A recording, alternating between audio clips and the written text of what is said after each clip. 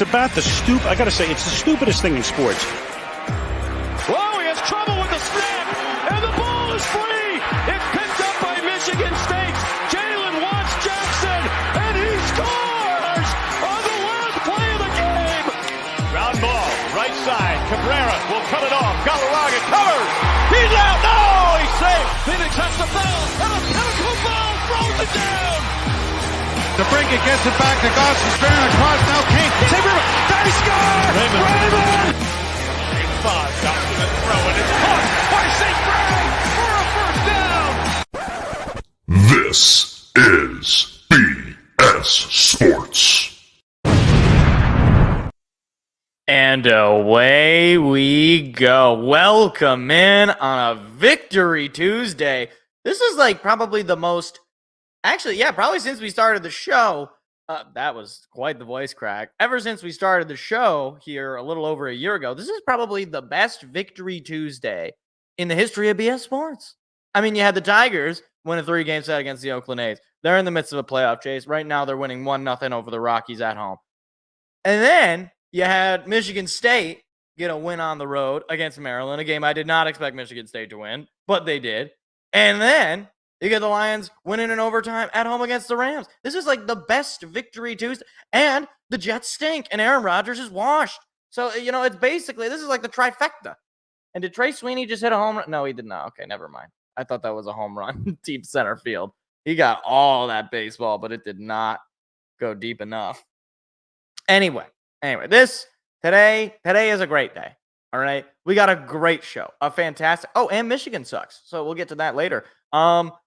So this might be the best show ever. I mean, short of a Super Bowl, a Lions Super Bowl, Michigan State National Championship, a Wings Pistons Tigers Championship-esque like show. Short of that, this is like the best show ever. Like you couldn't pick a better show than this.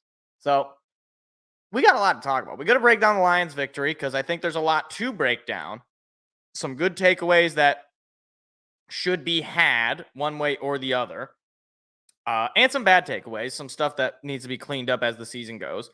We got to talk Michigan State's victory over Maryland, obviously. We're going to break down college football week 2 as well because there's a few things I want to talk about, as well as NFL week 1.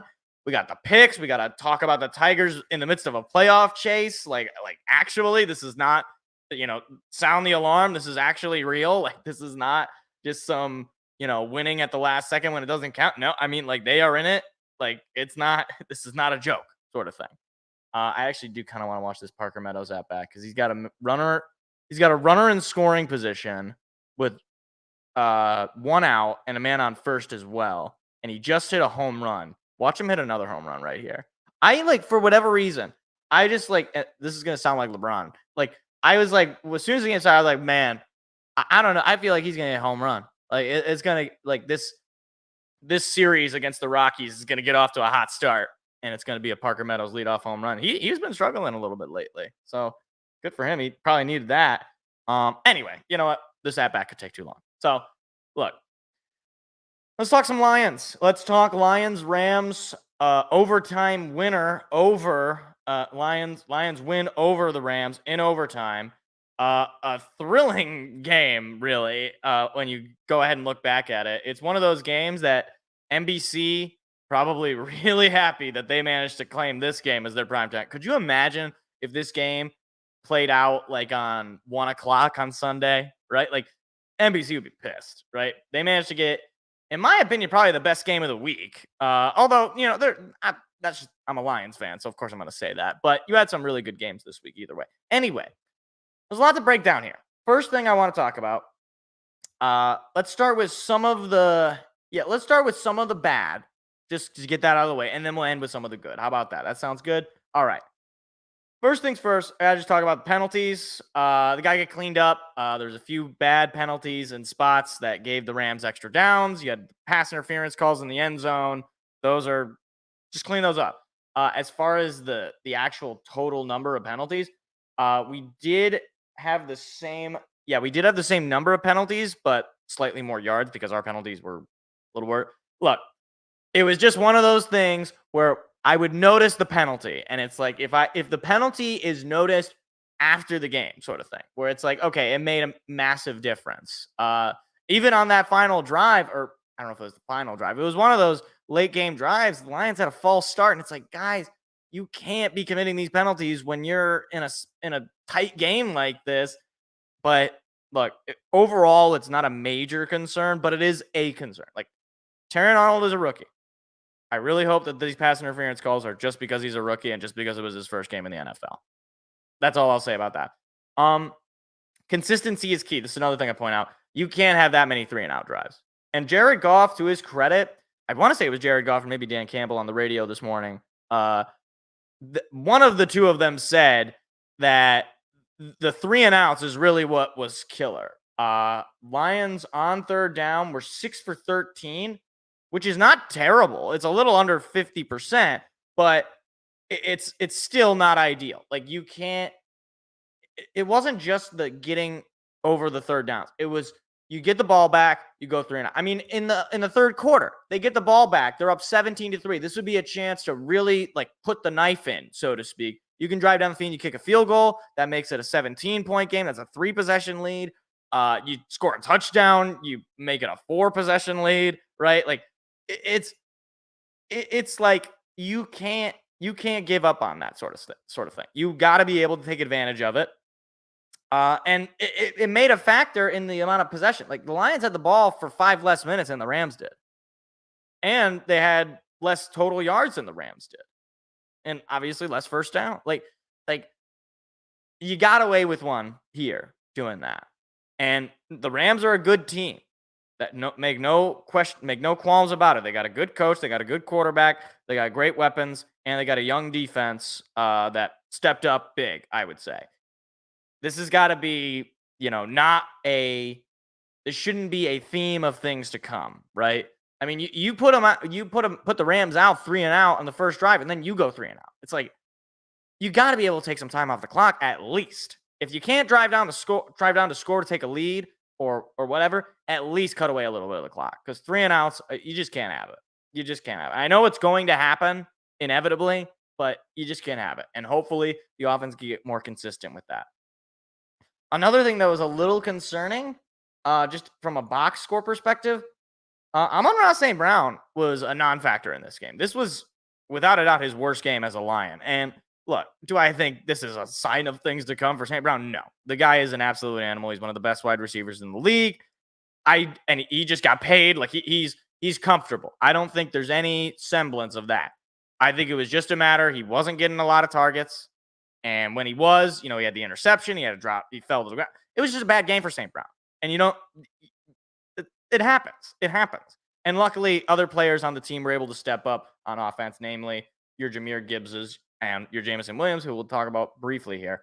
But I really don't want that to be a trend, although I do want to assuage some people who are like, oh my gosh, St. Brown, he got paid. Does he wash now? He got his money. Now he's not going to work. No, that's not the kind of guy St. Brown is. Or at least I hope it's not the same kind of guy St. Brown is. So hoping for him to I think he'll have a big game next week. Like, that was the thing. I think I said this on the show or on the live reaction, is like, the fact that he had a bad game, he's going to take that personally. Like, he's got that Michael Jordan mentality where it's like, oh, okay, people probably are, dogging me or I had a bad game. You know what I'm going to do? I'm going to go out and I'm going to catch, 10 balls for 150 yards and 2 touchdowns or something. Like, I think he'll go nuts next week. I really am not frightened by any stretch of the imagination for Amon-Ra St. Brown, but it was a negative. It was a negative for sure. Now on to the positives. The number one positive, Jameson Williams. He was the best player on the field from either team. Easily the best player on the field. 5 catches, 121 yards, touchdown, 52 long. He had 9 total targets. And he took advantage of all of them. Or he took advantage of the 5 catches that he managed to make out of them. So, over 50% catch rate from his targets. And, he was all over the field. The Lions posted some highlights, I believe, of all of the JMO plays, basically. And he was a threat on the end around, right? On the trick play that they love to run with him. He was a threat in the deep ball it was the third quarter when Jared Goff shot it down the field, and J-Mo was 30 feet ahead of the cornerback. Like, it was a massive night for Jameson Williams, and I think this is a sign of things to come for him on this offense. Oh, Winfield, that's the corner for the Buccaneers, isn't that right? Like their whole secondary is cooked, and we'll get into that a little bit here, Armenia man, because I think that this is set up for the Lions offensively to be able to really feast, assuming they can get back to that consistency like I talked about earlier. But Jameson Williams had a fantastic night. I really hope he can continue to go off of this, and this isn't just a one-hit wonder for J-Mo. I mean, we did see it. Like, that's the thing. We did see it in the NFC Championship game last year. Like, he had a 2-touchdown game in the NFC Championship game, but people forget because the Lions lost the game. I think he is going to be a massive upgrade for this offense. And again, assuming you get Gibbs more involved and Laporta and St. Brown, it's going to be a who's who of what are the defenses even supposed to do, because somebody's going to end up wide open. And I think, to be honest with you, it's very possible that is why J-Mo had such a great game this game, because he was the one that the Rams defensively didn't really scheme against. They schemed against Laporta. They schemed against St. Brown. They schemed against Gibbs and all of them.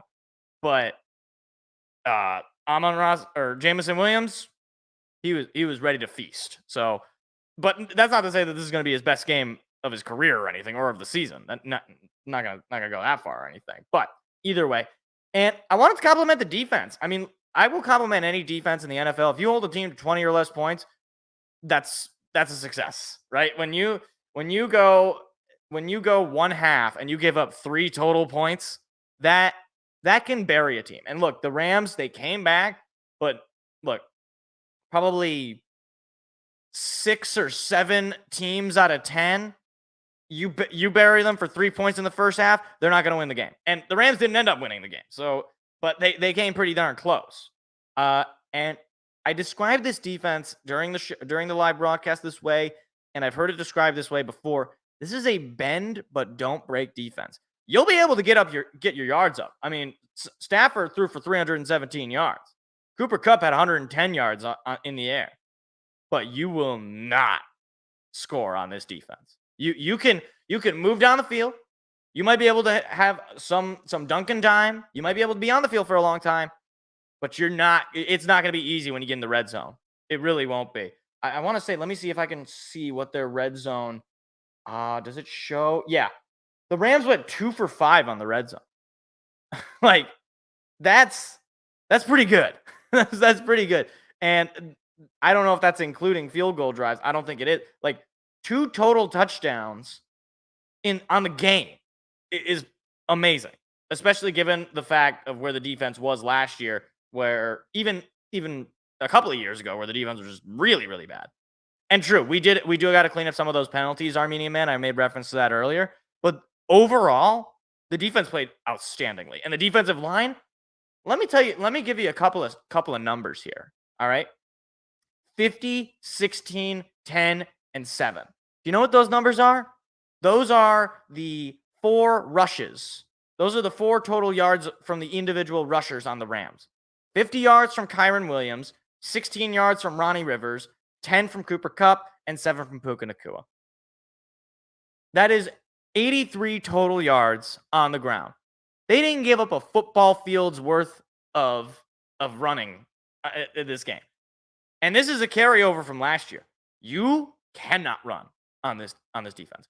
Like, just get it out of your playbook. And to Sean McVay's credit, I think he realized that, because that Stafford threw 49 times because he was like, we're not going to be able to run on this defense. And the thing about it is, and we didn't have DJ Reader. That's what's even crazier. Good point, Armenian man. Like, the other thing that's even crazier about this is we held this team to less than 100 yards. And what happens when you hold a team to less than 100 rushing yards, it means that they're not in control of the game. It doesn't matter, because they're not controlling the clock. When we have the offense on the field, we're controlling the clock. They got to complete passes to control the clock. And that's a lot harder than just handing the ball off to your running back. And that really was ultimately the ability to run the football was the difference, right? We win the coin toss, and David Montgomery just manhandles the Rams defense because they were just cooked, because we were running all over them basically the whole game. But the ability to stop the run is one of the more underrated parts of defense in general. Because when you can't run the ball, like I said, you can't control the clock. And controlling the clock is like at least half the battle, right? Like if you are able to force the other team to beat you in the air, that means that, first of all, most of the quarterbacks in this league are not going to be all that good, so they're not going to beat you in the air. And on top of the fact that the secondary did get better ultimately, despite obviously the large volume of yards that Stafford had, he still on ESPN had just a 62 QBR and an 85 rating, which again is not terrible, but like it's one of those things where it really is a mark in favor of this defense improving. And we look ahead to Tampa Bay with their secondary hurt, obviously. But they got a lot of weapons in the air, obviously, with Mike Evans and Chris Godwin. They have weapons. We saw them last year in the playoffs. They're going to be coming back here. They're going to probably have a similar mindset as the Rams, as we were the team who ended their season last year. They're going to really want to win this game. One problem. They're not going to be able to run the ball, right? They're not going to be able to control the clock. I got a feeling it's going to be a repeat of last year and potentially even more damaging because now you have your secondary that is beat to all hell, and we have the added factor of a new toy in our play box named Jamison Williams, who's going to be able to take the top off of defense. So, look, the season couldn't have started in a more exciting way for Detroit, and I think that by the end of by next week's show, hopefully the Lions are 2-0 at that point. I think we will really get to see what this offense is capable of, and that rust is kind of settled. Like I remember last year, I mean, granted it was a loss, but last year our opening game against the Chiefs, we scored 21 points, something like that. It wasn't that many points. It wasn't the best night offensively for Detroit. What happened the next week? Well, it was a lot of scoring. Ultimately, the Seahawks ended up winning in overtime, but it was a lot of scoring. And I could see the very similar thing happening again this week, except the result is going to be much more in favor of Detroit because I don't know how Tampa Bay is going to be able to stop the passing game this time. So as long as Jared Goff is on point and Jared Goff is hitting his guys and the receivers are running good routes, which I believe they will be able to do, I think it's going to be a long, long afternoon for the Tampa Bay Buccaneers next week. So overall, great win. Looking forward to next week. We are on to Tampa Bay.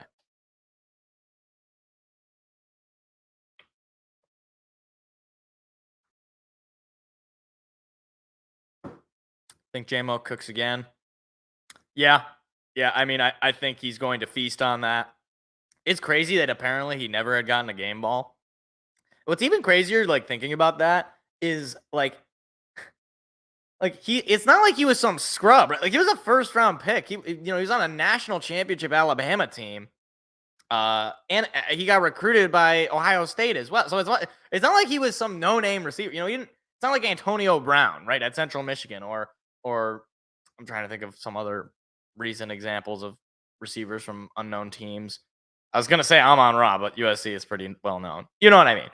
So it's pretty crazy. Good for him. He deserves it. Absolutely. And speaking of deserving it, let's just talk about the week in the NFL. Dean White had the only Bucs starters. Oh, that's gonna be rough. That's too bad. Let's talk about some of the stories in the NFL this week.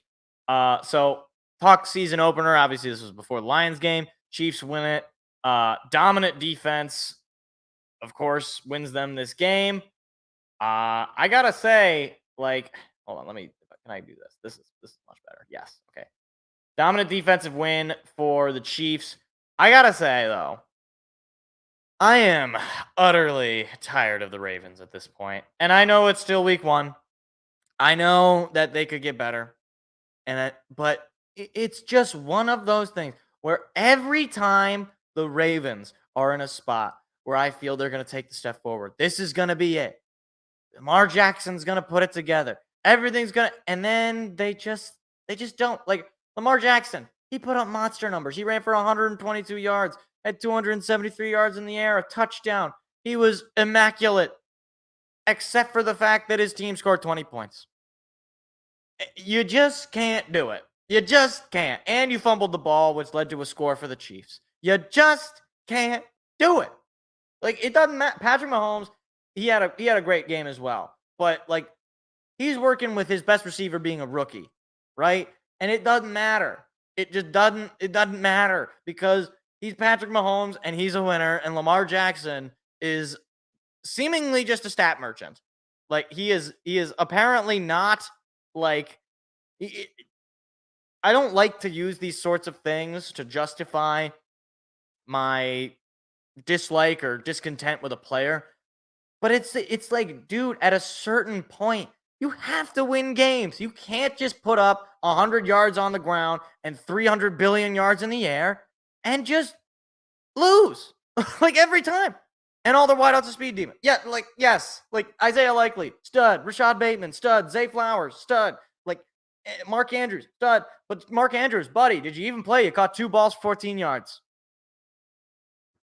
And also, this boggles the mind. You bring in Derrick Henry, all right, on this big contract, big move, right? He's off from Tennessee. The king is in the royal purple. And he carries for 46 yards on 13 touches and 1 touchdown. What happened to taking the load off of Lamar? What happened to, play action threat? It's like, sometimes on the play action, you have to actually hand it off in order for the play action to really be an effective threat. Like, it's one thing if you do a play action on, the current state of, I don't know, like, if you do play action with current Barry Sanders on your roster, that's not going to scare anybody because Barry Sanders is 100 years old. I don't know if he's that old. He's like 50, maybe 60. I don't know how old he is. Either way, you have to give Derrick Henry more reps on this offense. You just have to. So very disappointed in the Ravens there, especially because I picked them. Me and Seth both picked them because I thought this is the year. Finally, this is the year where the Ravens are gonna push forward. Right? This is a revenge game, AFC Championship rematch. They want this one, and they just didn't look prepared. And that's on coaching as much as it's on the players. So yeah.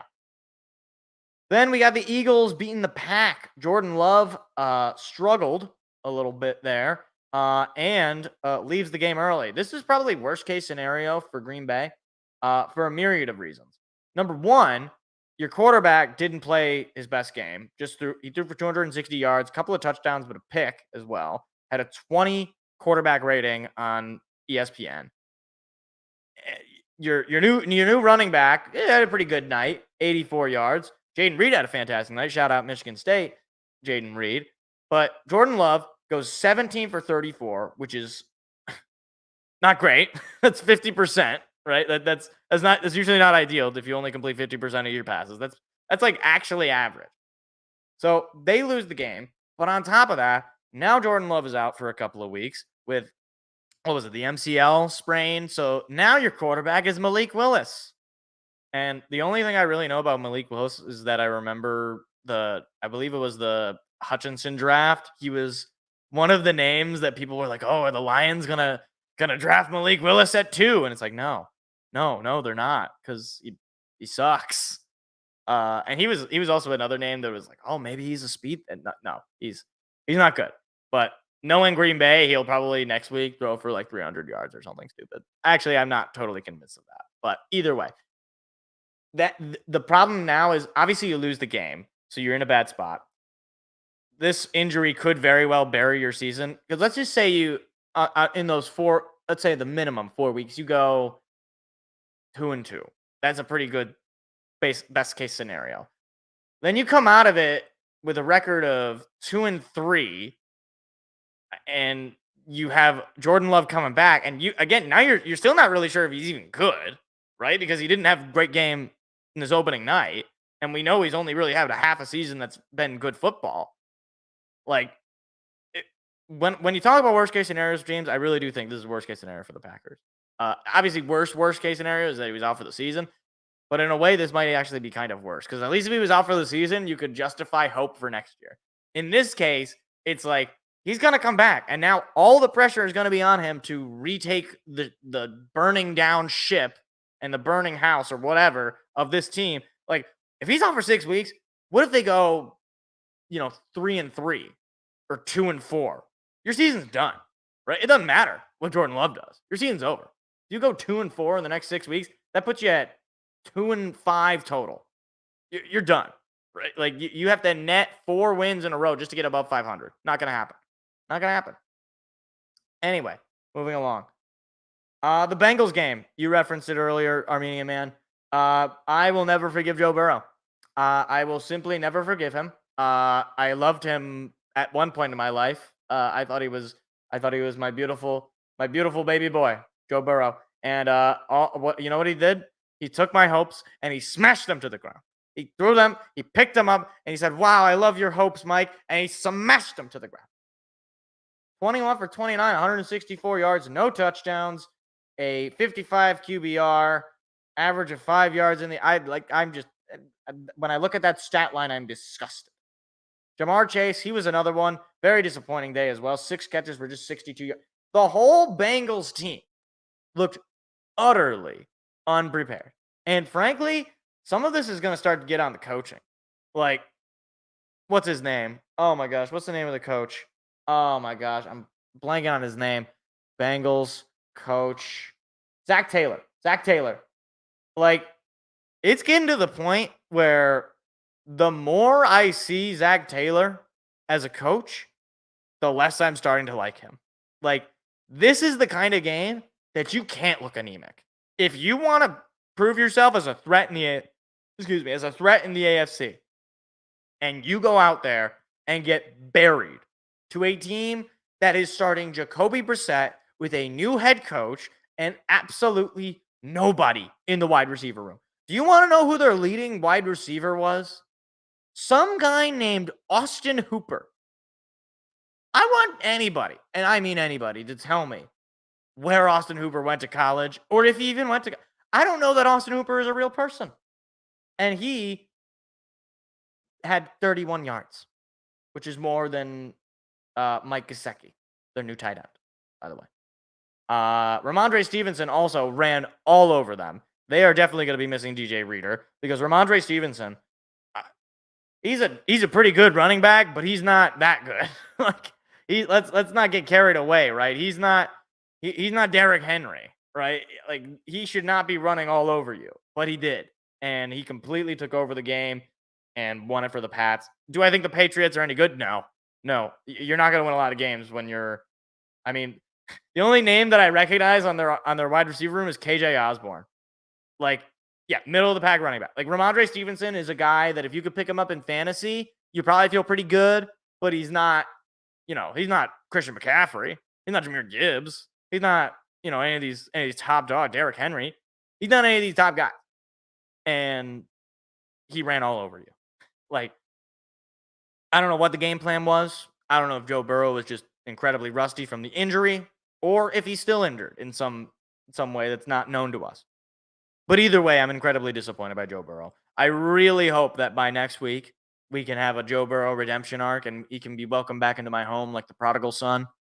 But it's bad. It's really bad in Cincinnati because you might have actually missed your window. It's kind of funny. I remember there was a what's his name? Mike Greenberg on ESPN, who I kind of like, but the more I hear from him, the less I like him. He said, like, stupidly, he asked the question of if the Lions missed their window after losing in the NFC Championship. It's like, their first playoff trip in like 7 years. And you're saying we miss our window? Like, no, our window just opened, Nimrod. Like, but the Bengals, on the other hand, they might have missed their window. That Super Bowl that they ended up losing to the Rams, that might have been their only real shot. And the thing is, what's really sad, and this is why when you go to the Super Bowl, you got to win. And I'll say this, if it happens to the Lions and they lose, I'll say this as well.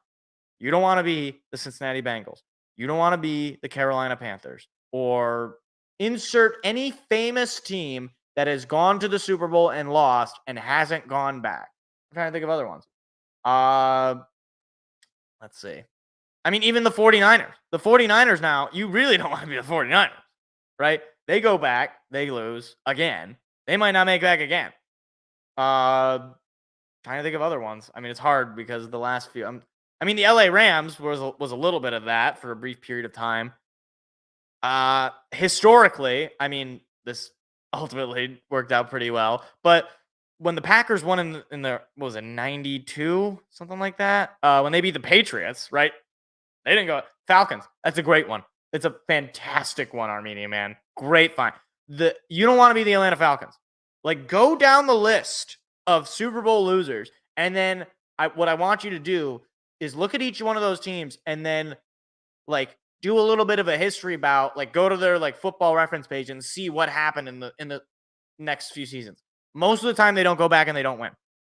And if they do go back, they won't win, right? Like that's the situation. So the Bengals might have already done that. Anyway, moving along. Caleb Williams. Got to talk about Caleb Williams because it's Bears and it's relevant because he's his first overall pick. Caleb Williams didn't look great. And I'm not gonna bury him. I'm not gonna say he's a bust or that he stinks, as much as I would love to be able to say that. But it wasn't a great start.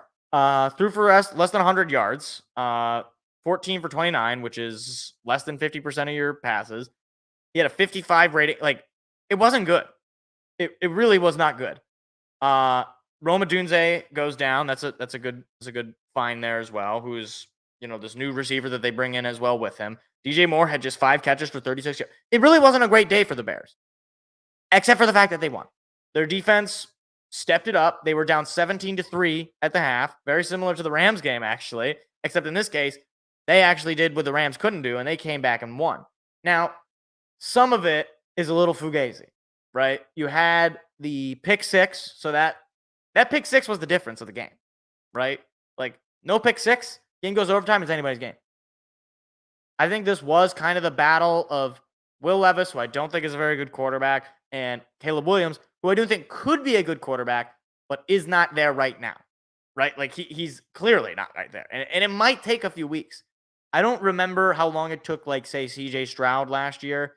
And the block. Like, it was a lot of fugazi. And I'm sure Caleb Williams is going to be working on it, but this feeling, this just adds to me that I don't think Eberflus is their guy in Chicago. And I'm sure Bears fans would agree with me on that. I don't even know why he really has kept his job up to this point. He's only ever had losing seasons. And I think if he has another losing season here, especially with this first overall pick, he's going to be gone. One problem with that, though. This is a very similar situation to what happened with Justin Fields. Now, Justin Fields, I never thought was going to be good, to be fair. And he always sucked. And he will continue to suck. I'm not even going to talk about the Pittsburgh game because that was a crime against football is what that game was. But if you do this again to a rookie quarterback, you keep him with this. If you let Eberflus roll this out, like, let's say the Bears, what if they lose next week up against the Texans on Sunday night, and Caleb Williams again looks bad, and then let's say let's say Thanksgiving the Lions play the Bears, and Caleb Williams looks terrible, and the Bears get blown out, embarrassed, and they fire Eberflus, and then they got some interim, right, or whatever they do. The more you're like constantly shifting gears and you're not really having a plan from an ownership perspective, this is going to harm Caleb Williams regardless of whether or not he has the talent to be good. Because all he is seeing and all he is like being witness to is total dysfunction. It is bad leadership from on top. It is bad coaching. It is bad culture. It is an acceptance of losing. And the other problem with Caleb Williams, and this was a factor for him in college, like when the team starts to lose, it's not that he doesn't play as well. It's that he loses that drive. You could see it in his body language at USC. When USC defensively kept falling apart and he kept having to be the guy, like, that'll wear on you. And it'll especially wear on you in the NFL. It really will. Yeah. Oh, please. I don't think they're going to do that. I mean, the thing is, if they do hire Ben Johnson, that might be a sign that actually Ben Johnson would not make a good head coach. But I don't think Ben Johnson will want to go there. Like, Ben Johnson didn't want to go to the Commanders. I don't know why he would want to go to the Bears. Like, at least the Commanders have a new ownership group. The Bears have one of the worst ownership groups in the NFL. But anyway, that's sort of its own thing. So again, not going to bury Caleb Williams. And I don't think it would be smart for anybody to bury Caleb Williams, including Bears fans or rival fans like myself. But overall, though, still a pretty disappointing start for the number 1 overall pick. So you hope that he can bounce back from that, if you're a Bears fan, that is. And I got a couple more stories. I didn't write the other one down, but I got to remember to have a couple more here. Deshaun Watson sucks. Like really bad. I heard something the other day, and it made me laugh hysterically. Is Deshaun Watson a worse person or a worse quarterback? Like, what is he worse at? And I'm like kind of going back and forth on it. I suppose I would say he's probably a worse person because what he has done in his personal life is both criminal, immoral, and generally speaking, disgusting. But what he does on the football field is just kind of embarrassing. Let me just give you a number here that'll set the tone. 24, 45. 24 catches, 45 pass attempts. Now you figure you throw the ball 45 times and you get 24 catches. It's a little over 50%, right? Or a little over 50%, right? You figure you get a lot of yards, right? You get 24 catches, and you throw the ball, you figure you get a lot of yards. 169 yards. Yeah, MVP level to the Texans to worse than Nate Pierce. Like to the point where Joe Flacco last year, coming off of his couch, literally, he was at home with his family when the Cleveland Browns were like, hey, will you sign a 1-year deal to play quarterback? The Browns were not necessarily elite offensively, but they were a heck of a lot more fun offensively, and they were way more effective. And I get it. The Browns don't have Nick Chubb. That severely puts a lot of pressure on Deshaun Watson. But I'm sorry. You get all this guaranteed money. You get traded for. You are a former Pro Bowl, All-Pro level quarterback. You don't have it. And the Browns, once again, has swung and missed on a quarterback. And you know what's even worse for Cleveland? Baker Mayfield is out there in Tampa having the time of his life. You could have just kept Baker around, and you would have had, at the very least, a above league average quarterback, a highly elite defense with studs all over the field, and consistently being a threat to make the playoffs and even consistently being a threat to make a run. And instead, you got some creepy sex pervert under center who can't throw a football to save his life. I feel sorry for Cleveland because it is a great sports town. I got a buddy of mine who we went to the Lions game together. He's a big Cleveland fan, Cleveland Browns fan. People love the Browns. They do. It's one of the most historic franchises, both from a ineptitude standpoint and from just a football standpoint. Again, this is it's not like we're dealing with I guess technically the current Browns are an expansion team, but they took all the records back and everything. It's not like we're dealing with the Jaguars sucking. I expect the Jaguars to suck. They've only been around for 30 years. You know, relative to other football teams, that's really not a whole lot of time to have mediocre success. With the Browns, you've been around for time immemorial, and you just can't get in your own way, or you can't get out of your own way. I know eventually, just statistically speaking, they will eventually break through, but I don't know. It's gonna be with new regime. It's gonna be regime change. It's probably gonna be an ownership thing. That's the worst part. You're just gonna have to wait until the current owner sells the team, dies, or somebody else within the ownership takes over and changes things.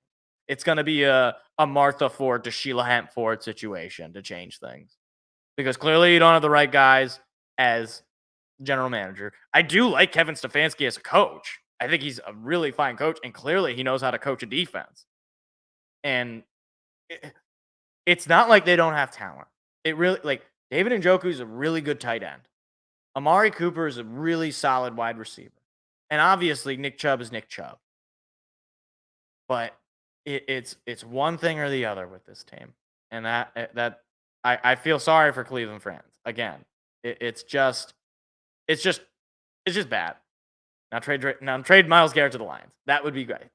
It's not going to happen unless the Lions give up a haul, and then they better win the Super Bowl.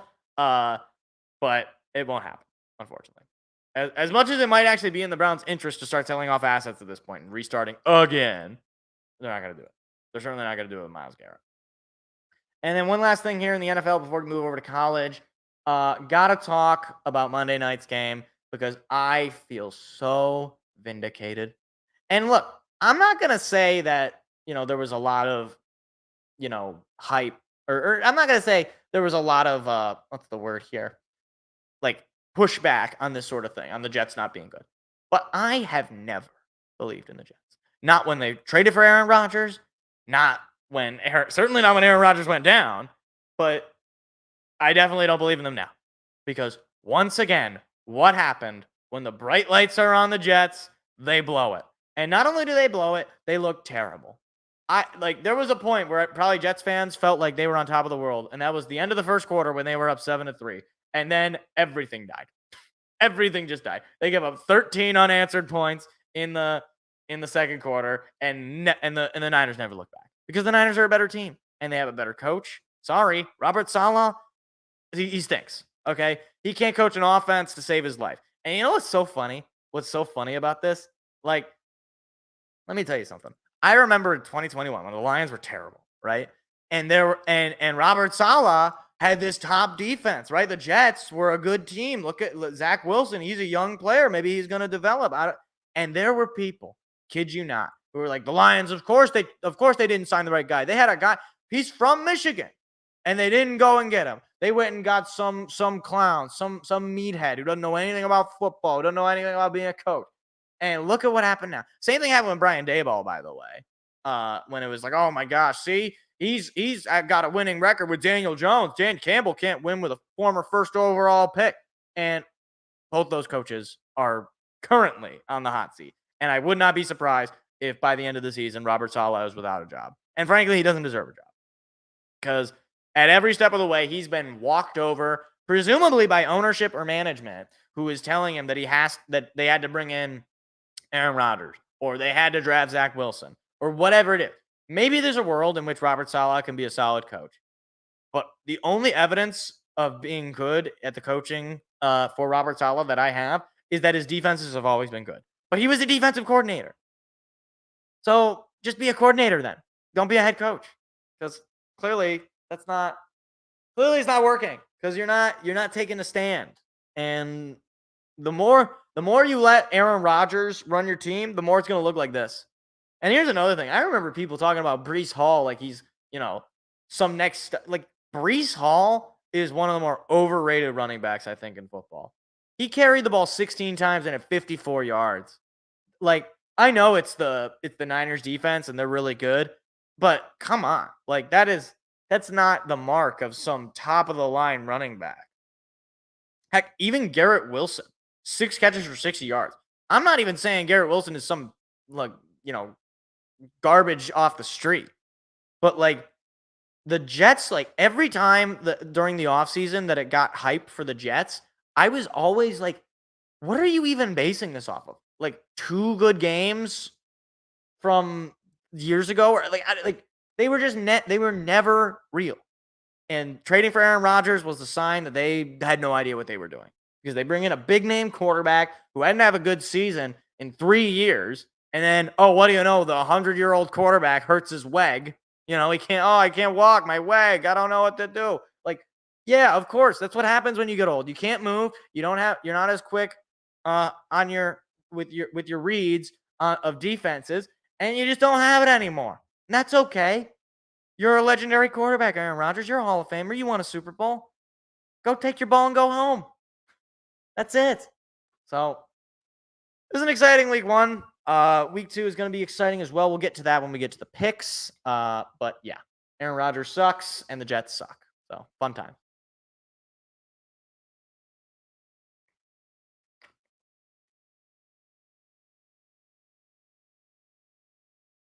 Oh gosh. Aaron Rodgers do better on the Panthers? I think that would be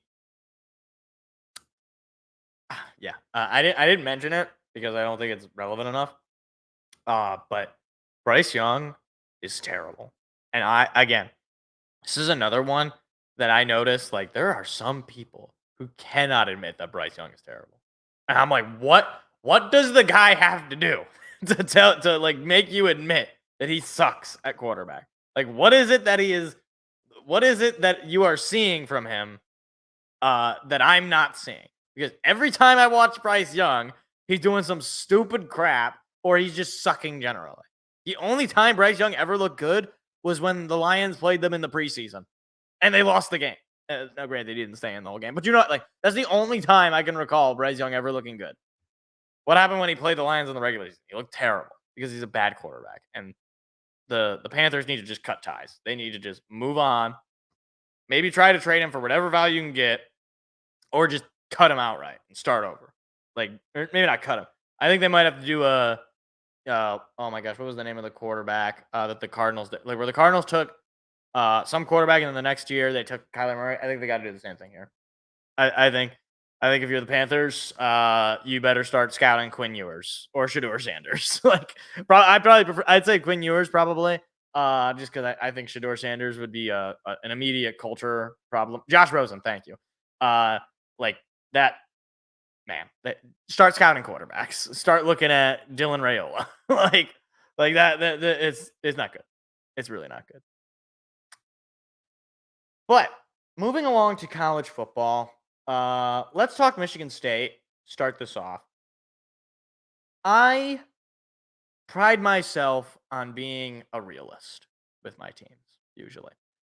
I don't like to over-exaggerate. I don't like to bury, and I also don't like to crown any one particular player or team based on a very limited sample.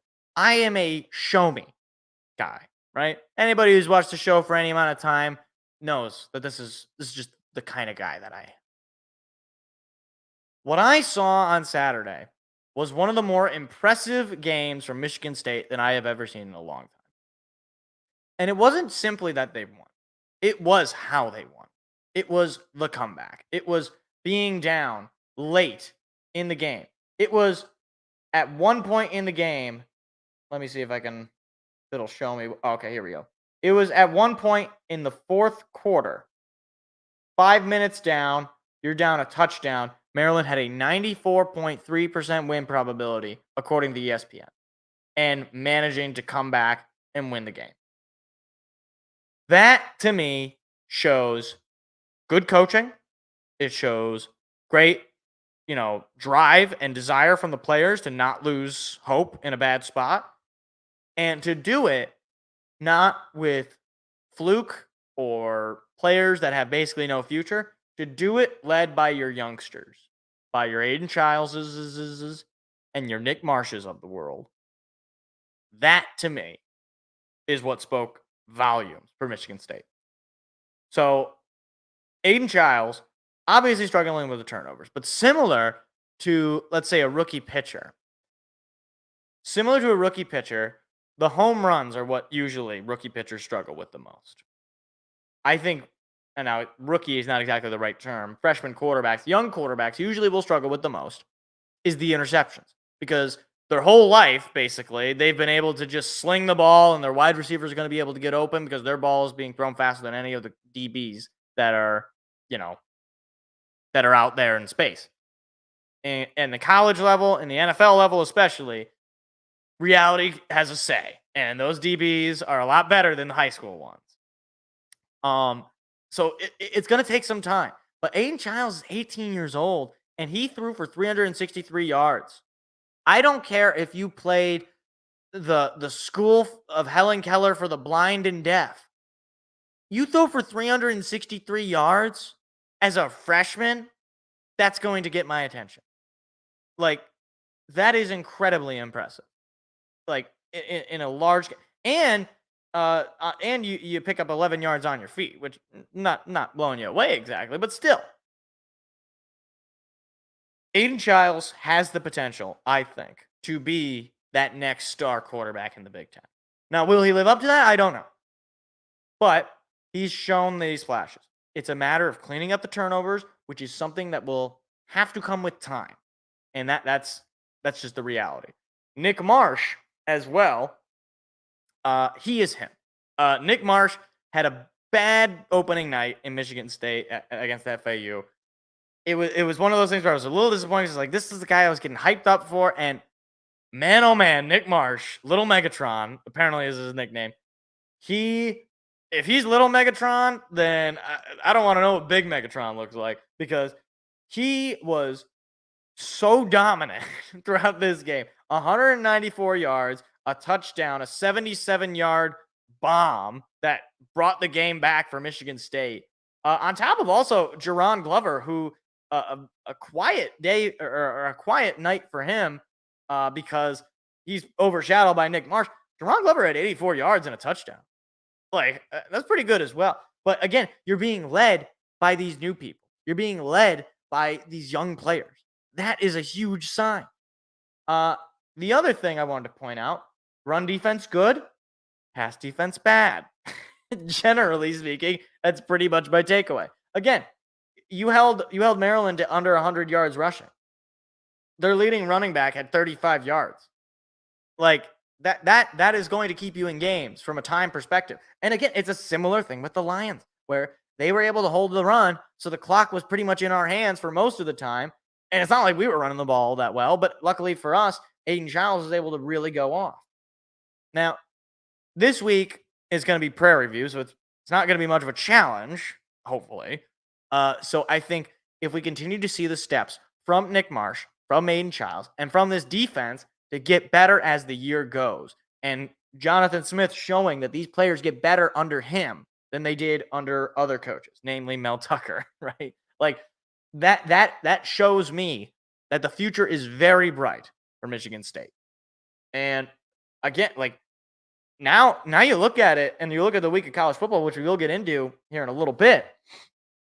You know, that 4-game spread, or that 4-game, set upcoming, that was at the beginning of the year seemed like a total, like, disaster class. After the Boston College game, you got Ohio State, Oregon, Iowa, and Michigan. First of all, like, Oregon hasn't looked like world beaters yet. Not that they won't ever, but they don't look completely unbeatable. Iowa just lost to Iowa State. Michigan got destroyed by Texas. Again, some of these are good teams. At least in Michigan's case, Texas is a good team. But all of a sudden, 3 out of those 4 are fairly potentially winnable. Not that it's like, almost losing to Boise State and almost losing to Idaho. Like, and you, on top of the fact that we know that Jonathan Smith as a coach has been able to beat Oregon. Like, he knows what it's like to play football against Oregon. So, like, the floor, or I just shouldn't say the floor. My hopes for this season was at the most 8-4.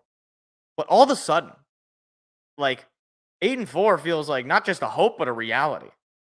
Like, Prairie View, look, again, I don't like to underestimate anybody, because it's football and anybody can have a great day and anybody can have a bad day. Let's just assume, obviously, that you're going to beat Prairie View. That means that you would need 5 wins down the stretch. Do I think we could beat Boston College on the road? That might be kind of tough, but yeah, I think we could. We played Maryland pretty close. Not that Boston College is a top 25 team, at least as of right now, but I don't think Boston College is some world beater, right? But sure, maybe we lose that game. It's on the road. It's not an easy place to play.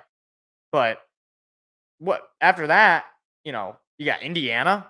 I think that's a win at home. Illinois, please, on the road. Illinois is terrible. Illinois is always terrible. Purdue at home, I think that's a win. And Rutgers at home, I think that's a win. Those are 4 games. And then you just got to win 1 out of the Boston College, Oregon, Iowa, and Michigan games. Like it's not some, like, completely out of the realm thing.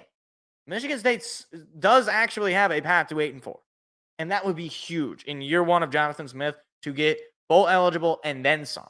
Bowl eligible and then insurance. Exactly. If NIU can beat Notre Dame on the road, why can't Michigan State do something crazy? That's a good fine MSU Detroit fan as well. Boston College has Missouri this week, so that game should really give us what to expect from Boston College. Yeah, right. Boston College is kind of a borderline top 25 team. We'll get into the AP top 25 in a little bit here. But yeah, it's definitely like, I think it's open at the very least. Given the fact that we beat Maryland on the road, I think, short of the Ohio State game, that game I don't know is going to be all that open. And even potentially short of the Oregon game. The rest of these games, I think, are totally open. Totally open. Not necessarily all of them are going to be wins, or not necessarily that all of them are going to be must-wins, but it's a lot more open than I would have otherwise thought. So maybe, just maybe, we might have some hope in East Lansing. We might.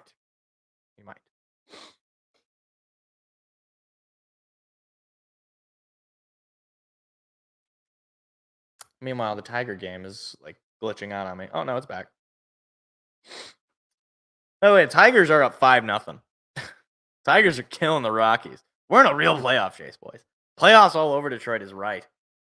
Now recruit O-line. That's correct. That's what Michigan State's got to do. Go recruit offensive linemen and give Aidan Chiles more than a second of protection. And allow us to run the football. But anyway. Want to talk then on college football writ large, because there's a myriad of storylines that I want to get through. First things first, everybody point and laugh at Michigan because they just got pants on national television and nobody feels bad. Nobody feels bad. Michigan got absolutely clobbered. Don't let slappy Michigan fans tell you that everything is okay in Ann Arbor, because it ain't all right. Davis Warren is not a good quarterback. Clearly, he cannot be the quarterback for Michigan for any stretch of time. Donovan Edwards, big game Don, the Don, as Gus Johnson likes to call him. Donovan Edwards is a one-hit wonder. Like he's either going to give you the most amazing performance ever against these big games, or he's going to be absolutely missing. He's going to be MIA. 8 carries for 41 yards, ain't going to cut it, son. Like, meanwhile, Texas and Quinn Ewers, they just killed you in every facet. They didn't have a single guy on their offense who had more than 100 yards, outside of, obviously, Quinn Ewers, 256 yards passing. But it was everybody beating them. It didn't matter if it was Isaiah Bond or Gunnar Helm or Ryan Wingo or Jaden Blue. Like, everybody was killing them. And it was so enjoyable. Michigan, look, nobody feels bad for Michigan. And Michigan fan probably might be still watching highlights from 2023 or watching the Connor Stallions doc, which actually makes them look worse, even though they think it makes them look better. But again, we don't want to be too mean to them. They didn't get into Michigan. They can't be that smart. But yeah, this is a nightmare scenario for Michigan because it would be one thing if you lost and it was a low-scoring affair, your defense kept you in it, but you just couldn't win. They couldn't stop, they couldn't stop anything. Michigan defensively was supposed to be this elite top of college football defense. I don't know about all that. Like in what world are they a top? Like what? Because they stopped Fresno State from scoring? Like Texas dropped a 30 bomb on you in your house. And they probably could have dropped more if they didn't basically bench everybody. So, look, is there talent on Michigan? Yeah, there's always talent. That's not the problem. And you know what was funny? It was right after the game, there was a notification about Sharon Moore and Michigan were working on their contract. It's like, I don't think that's a great timing, guys. Like right after Sharon Moore, who looked completely out of his league, trying to game plan for this game. It's almost like somebody pointed out that he never really had to coach those games that he coached last year because Jim Harbaugh was game planning the entire week and just didn't call the individual plays during the actual game. And it wasn't really all that impressive for Sharon Moore to be able to win those games. It's not like any of that. Regardless of any of that. Sharon Moore just dude, what even was the plan? And what was the plan with quarterback? That you were basically content with the Alex Orji Davis Warren show. It's bad. It's bad for Ann Arbor. And so it's the Little House now. That's right. And look, they're gonna bounce back because they got Arkansas State. That's gonna be an easy game for them. But heaven forbid if they lose that game. Oh, if you lose that game, Michigan. Oh, you're gonna hear from me. Oh, you're gonna hear from Big Mike here. He's gonna give you guys a stern talking to. The funniest thing, phrase / memes that I've gotten out of this is Sharon Moore, like a quote, and it's a picture of Sharon Moore. It's just like a quote that's like, "Where's that nerdy white dude with all the other teams' plays?" Like that's it. It's like, yeah, I mean, you lose your top coordinator on offense and on defense, your head coach, your top cheater, and then you're surprised that your team sucks. Who would have thought? It's a surprise to many. But yeah, just wanted to point that out because it's fun. Notre Dame blows it against Northern Illinois. I just have a question for you, Notre Dame. Hold on. Where is it? Do I have it? Do I have this drop? I think I do. Do I not have this drop? Wait. Do I not have this drop? Maybe I don't. Oh, I swear it. Yeah, there it is. Here it is. This is my question for Notre Dame. Why are you the way that you are? Just why? Why Notre Dame? Like why are you always like this? Yeah. Notre Dame got paid to play them. They got paid like $1 million to go beat them in their house. I want to like Notre Dame. I admit that. There's a lot of people who just love hating. I actually want to like Notre Dame. They're a classic, historic college football program. It's a classic school. A lot of people from this area like Notre Dame. But at every step, they just give me a reason to make fun of them. Why? Why do you do this? Why are you like this? I'm getting genuinely sad just thinking about this. Anyway, want to point that out. Also want to point out Penn State almost lost to Bowling Green. Who's ready for Penn State to lose to a good team? Let's actually look at their schedule. Let's get ready for the Penn State loss. Let's see. Who's ready for the Penn State loss to USC this year? Anybody? I'm looking forward to it. I'm looking forward to James Franklin, that utter buffoon and moron, to go out and look like an idiot again against a good team. I'm looking forward to it. And if he manages to somehow survive against USC, I'll be looking forward to his loss against Ohio State. Like, I'm so, if I'm a Penn State fan, which I am not, but if I were, there is no universe in which James Franklin should be my head coach at the end of the season. He's awful. He's been awful. He hasn't been good, quote unquote, since 2016 when he got some fraudulent Big Ten title, because 3 out of the 4 teams that even were competing for the Big Ten title in Ohio State, Michigan, and Michigan State all decided to choke on their own you-know-what, basically. Like, it is his whole time as the Penn State head coach has been total fugazi. It's been total, like, look at what's going on in this hand over here. Meanwhile, I'm blowing a game to Bowling Green. Like, how do you allow Bowling Green to almost put up 30 points on you? How? I'm going to let it go. I'm not going to let it go. James Franklin needs to be fired. And if you can't see that as a Penn State fan, then you know what? Keep him forever. I'd love him for him to stay, because if he's sticking around, then Michigan State's not going to have any problem with them for any time. Fame for Saquon. That's right. It's like Saquon Barkley is their Kenneth Walker, except our coach got stuck or got caught holding his ding dong, and we got out of that. Could you imagine if Mel Tucker had been around for, let's see, 2021 to, I guess the equivalent would be, what was that? It would be 8 years. If we had Mel Tucker into 2029, that'd be the equivalent because of Kenneth Walker. Like, congratulations. Saquon Barkley, Saquon Barkley got you your job forever. Your grandkids are never going to have to work a day in their life. Congrats. Must be nice.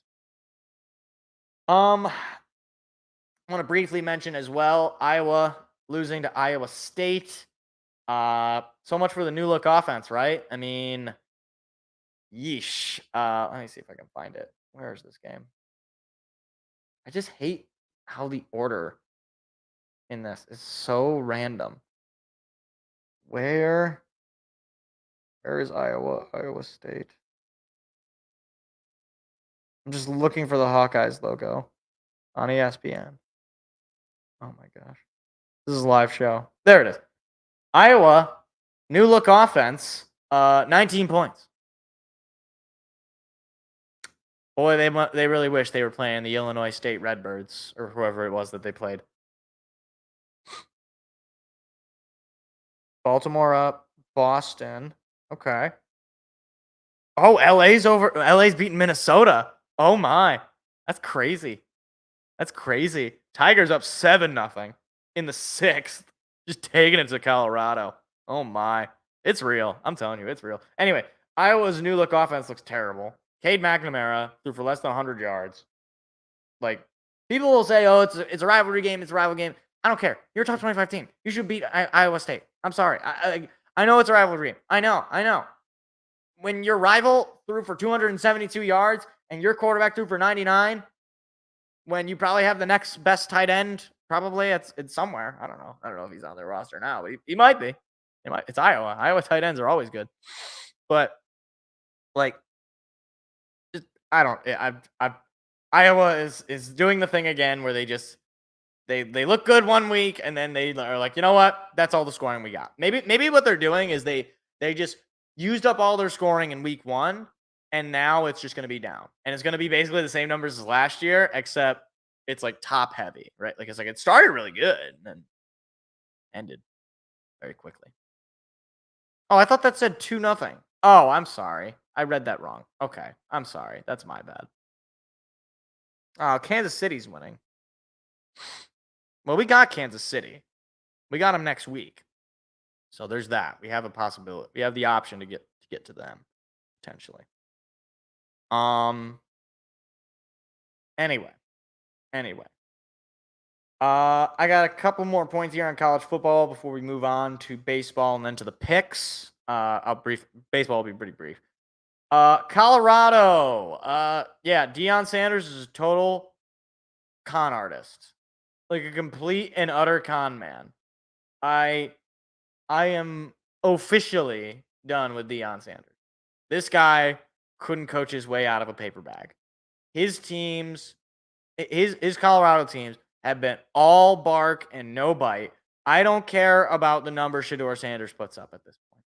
I don't care about the numbers Travis Hunter puts up at this point. You got smoked. 28-0, and then some garbage time points when Nebraska said, you know what, we're done. They are awful. And this is all on Deion. Here's the thing. What people will do this. They'll say, oh, well, he took over a really hard spot. I mean, it's hard to win in college. Dude, he flipped the entire team the first year he got there, and they won 4 games. He has no coaching acumen. What is the thing that he is good at coaching? Is it development? Nope. But what players have gotten better? His son and Travis Hunter. Players that were already good. like players that were high talent players anyway. He is a complete dumpster. And let's think of it this way. This Colorado team is probably another 4-win team. His son's going to go to the NFL. Travis Hunter's going to go to the NFL. If you think they're bad now, just wait until they lose the only 2 players that are keeping them afloat.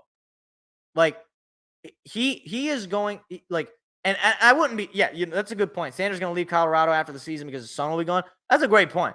I wouldn't be surprised if his ass isn't, trying to get the Florida State job.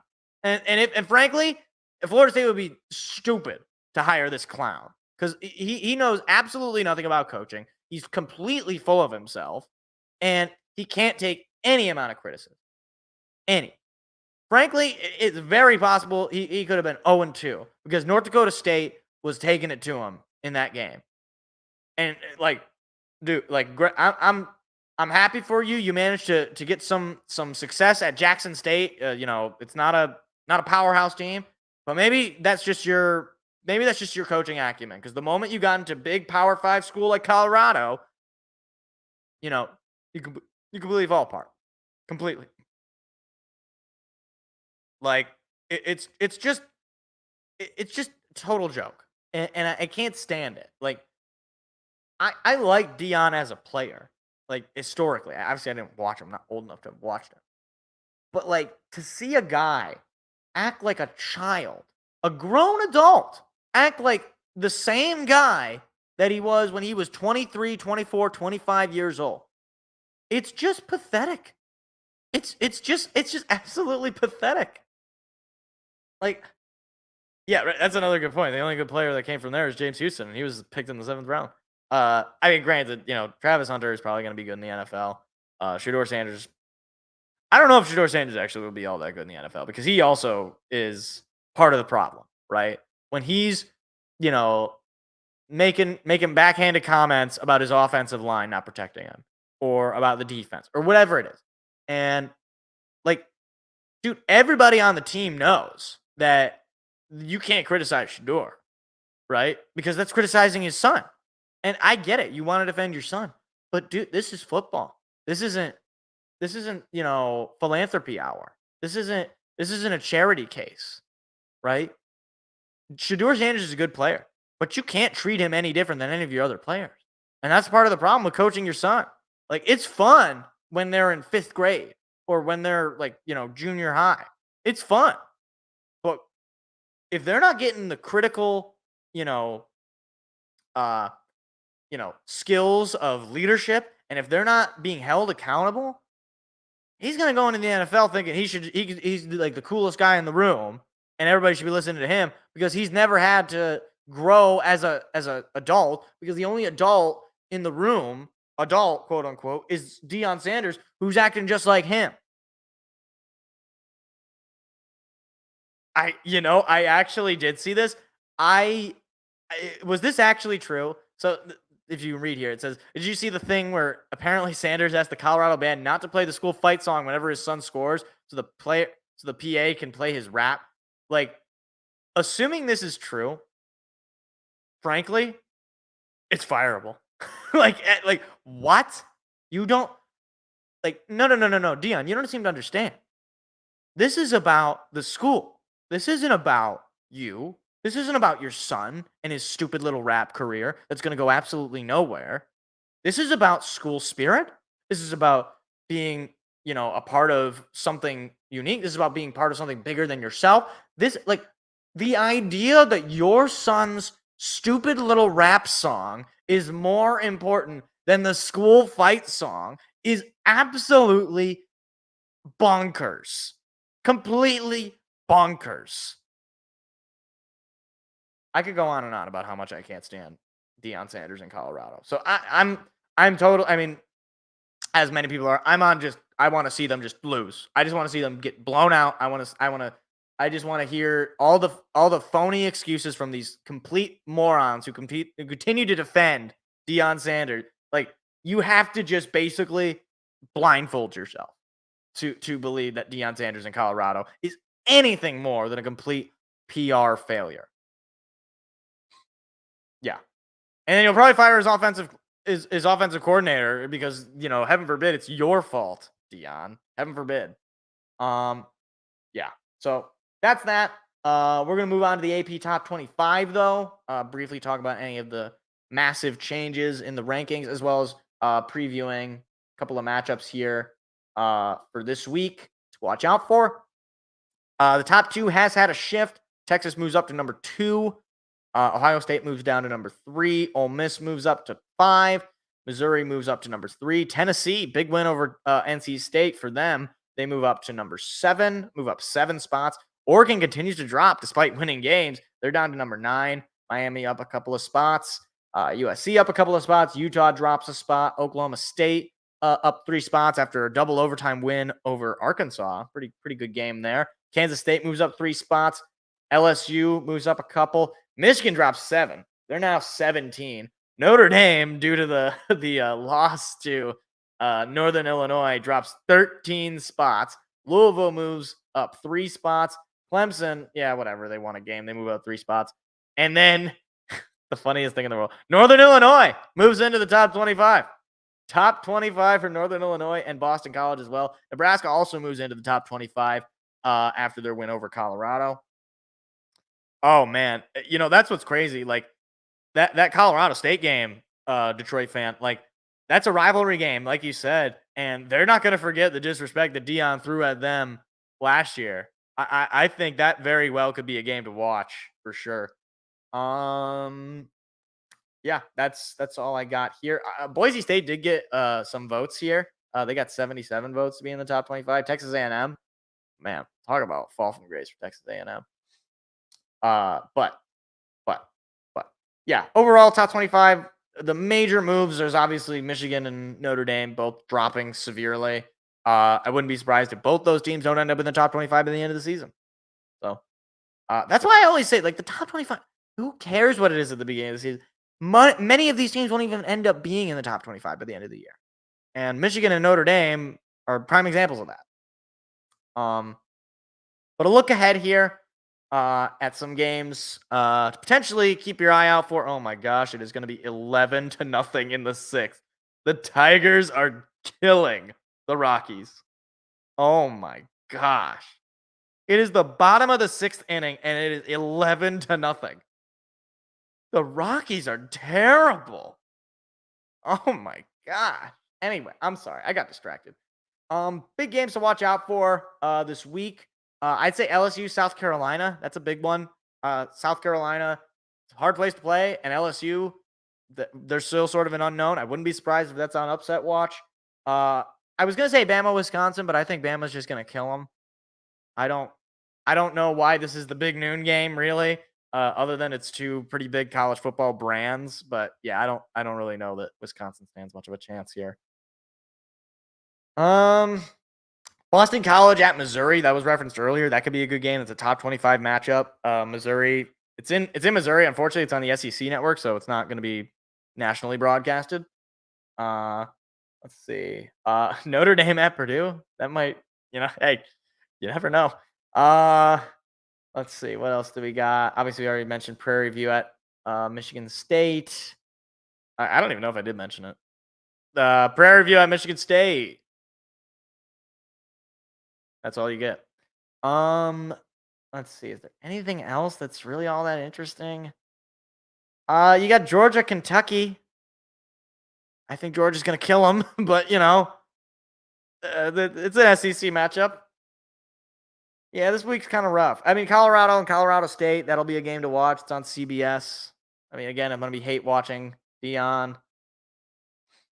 Yeah, that's about it. There really isn't that many great matchups this week. Man, they really loaded up week 1 because the last couple of weeks, I guess you had Michigan, Tennessee. That was supposed to be a good matchup. But I guess for games that I would watch out for, probably LSU, South Carolina. And where was the other one? Boston College, Missouri. Those are the games that I would say to watch out for. And then I guess whatever team you like. In this case, Michigan State. So yeah. But now, before we get to the picks, before we wrap up the show with the picks, we gotta talk baseball because right now the Tigers are up 11-0, and right now they sit with assuming they don't lose this game, they're 3 games out of the wild card. And a look ahead at their schedule. They have 2 more games against the Rockies. They have 3 games against the Orioles. That's going to be tough. But it's at home, so it's not totally unwinnable. And that weekend series, I think there's going to be a lot of people at the ballpark, especially if you sweep the Rockies. I think it's going to be a lot of people. I did actually see MSU release their non-conference schedule. I see they're playing Florida Atlantic, which is funny. I don't know if Florida Atlantic just has a thing where they want to play Michigan State. But yeah. I also noticed conspicuously that there's no Central Michigan. I don't think Michigan State is going to schedule Central Michigan anymore. I think that ship has sailed. But a look ahead further at the Tiger schedule. The Royals on the road, that's a must-win series, I think. The Royals are one of those teams that are ahead of you. Right now, they're on a 1-game losing streak, but I believe they're still up over the Yankees. Unfortunately, the Tigers don't play the Twins, but the Twins are on a 4-game losing streak. So, if they continue to lose, they've lost they've lost 7 out of their last 10. Compared to the Tigers, who have won 5 out of their last 10, and probably gonna change here in the next couple of days. But unfortunately, the Twins also own the tiebreaker on the Tigers, so you gotta really beat them basically, or they just gotta completely fall apart on a record standpoint. So, yeah, it's there for the Tigers, and it's real, and it's coming off the back of young players. And I will say this as well, because this, I don't know if it's being mentioned enough. I think a large part of this has to do with Javi Baez being off the team. I think he brings, despite what all of the players and what all the coaches might say on the forefront, because they don't want to be mean, I think he is an utter cancer because he is so bad. It is infectiously bad in a way. Like, he is a quote unquote vibes player. So when he's down, when he can't hit, it's hard to rally, right? When it's like bottom of the ninth, you need a big hit. Oh boy, here comes Javi Baez. Like, here comes the rally killer kind of thing. Whereas now you have young players who have a whole lot of upside and a whole lot of nothing to play for, or a whole lot to play for, right? And not a whole lot to lose, right? Like, they're not under a lot of pressure because they're getting paid a lot of money, right? They're trying to just make the roster. Trey Sweeney in the limited sample size has been a far more like interesting and fun player to watch than Javi Baez really ever was. Like, Javi Baez, watching him play for the Tigers was like a slow death. Whereas at least Trey Sweeney, it's like you see him growing. He just had a huge day this past weekend where he was, he hit like 4 hits or something. And he's getting home runs and he's getting better and he plays the field competently. Like, and by the way, he was a guy that we acquired at the trade deadline from Jack Flaherty, a trade that people were saying, "Oh my gosh, we got so little. How could we?" It's like, dude, we got a young shortstop with upside potentially, right? Like, and we traded away a pitcher who had no future here. Like, this was what I was saying at the time, that the Tigers did a good job at the trade deadline because they get rid of pieces that have no future for pieces who might have a future. And some of those lotto tickets are going to fall flat. Some of them are going to rise up. And hopefully Trey Sweeney is one of them, because at the very least, it eliminates a need for Javi Baez to be on this team because you don't have another shortstop. You clearly do have another shortstop. And frankly, I'd rather have Zach McKinstry in at shortstop than Javi Baez, because at least Zach McKinstry, again, can sometimes deliver. And we're not paying Zach McKinstry the kind of money. So it doesn't, if he's not playing well, whatever. Seem to already win the Jack Flaherty trade since Sweeney's already showing the worth. Yeah, and I don't like to get into minor league numbers, but Tyrone, whatever his name is, the other guy, the catcher, he's absolutely raking in high A. Let me actually pull up his numbers. Let's see. It's like Tharon Lorenzo. Tharon Lorenzo. Let's see. Those are his minor league numbers this year. If I can get his numbers here at West Michigan. Yeah, at West Michigan, he's batting .315, a 1032 OPS. He's got, where is it? He's got 5 home runs. He's got 20 RBI. Like, he's absolutely killing it at high A. He very well could be at AAA by the end of next year. Like, and by the way, we do need a catcher, because as much as Dylan Dinkler might have some upside, this guy's 21 years old, and if you can get him on your team by the age of 23, like that, for one, that tells me that he's actually pretty darn good. And look, like, I think this is a match. Like, if for the reason we will win that trade inevitably, well, maybe not inevitably, but the reason we will at least not look at that trade as a complete failure is because if the Dodgers don't win the World Series, nobody is going to remember the Jack Flaherty trade. If anything, the people who do remember it are going to be like, wow, we traded for Jack Flaherty and we didn't do anything with him. Whereas with the Tigers, if either one of Tyrone Lorenzo or Trey Sweeney end up being studs, it's over for them, right? Like, everybody is going to remember, oh my gosh, the Dodgers traded Tyrone Lorenzo, or they traded Trey Sweeney. So there is a lot of hope for the Tigers, and regardless of whether or not they make the playoffs this year, which it's still a long shot, regardless of what you look at of the schedule and all that stuff, regardless of what ends up happening at the end, this season has gone from abject failure to like kind of middling to somewhat exciting to fake excitement to actually really exciting. Like, this team has grown a lot. If you can, at the very least, finish this season above 500, which is totally in the playbook, completely in the playbook, this season will have been an utter success. And I think a lot more faith will have gained for Scott Harris and company than what once was, from myself included. I knew Tyrone Lorenzo was going to be a great prospect since the Dodgers. Let me just pull that up. Since the Dodgers high A minor league affiliate are the Great Lakes Loons. That's right. I actually went to one of their games, but it got rained out, so I didn't get to watch the game. I wonder if Tyrone Lorenzo was on that team when I went. It was a couple of years ago. It's probably not. But yeah. So fun stuff for the Tigers. Next week we will see where they are at. Let's see. Next week, actually, I believe they'd be playing the Royals. So yeah, next week they'll be done with this 3-game set against the Rockies. Hopefully they can come away winning the 3-game set. And then you got Kansas City next week. So that should be an interesting series to watch as well. Let's see. Before we get into the picks, I'm gonna actually really quick use the bathroom because I gotta go. and I don't want to like be moving quickly through the picks. So I'll be right back and then we will get to the picks.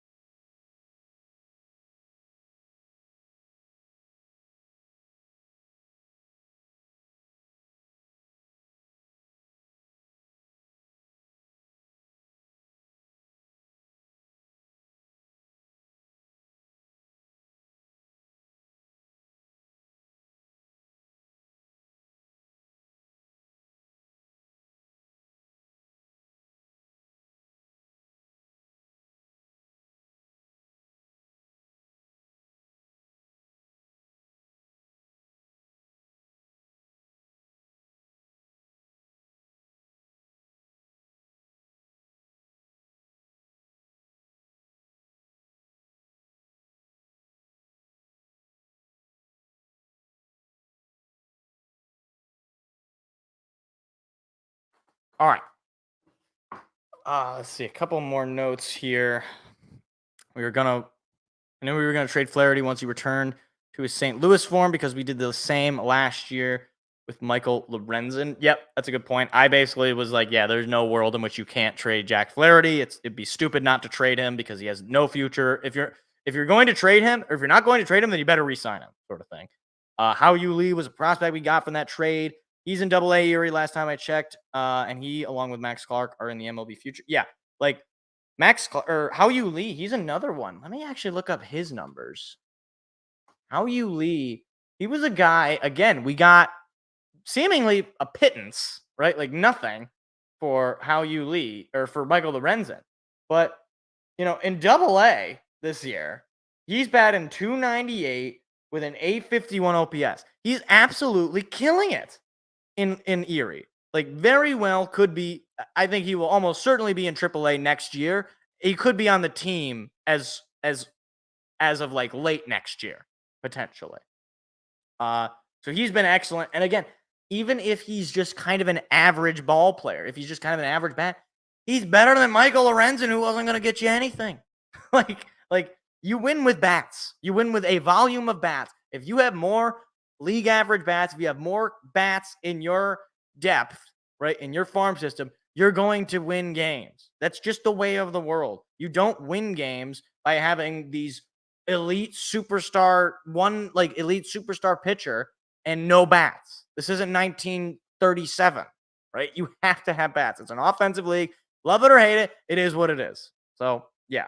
Love seeing how you Lee dial it up in Double-A and all the other prospects that seem to be doing quite well for us. But it is, in fact, that part of the show, everybody's favorite part. Everybody tells me how much of it they love it. It's their favorite thing in the whole wide world. I think that might be a little let's see, what's the word here? I don't know what I'm getting at. It's time for the picks. Play the music. Hold on. Play the music.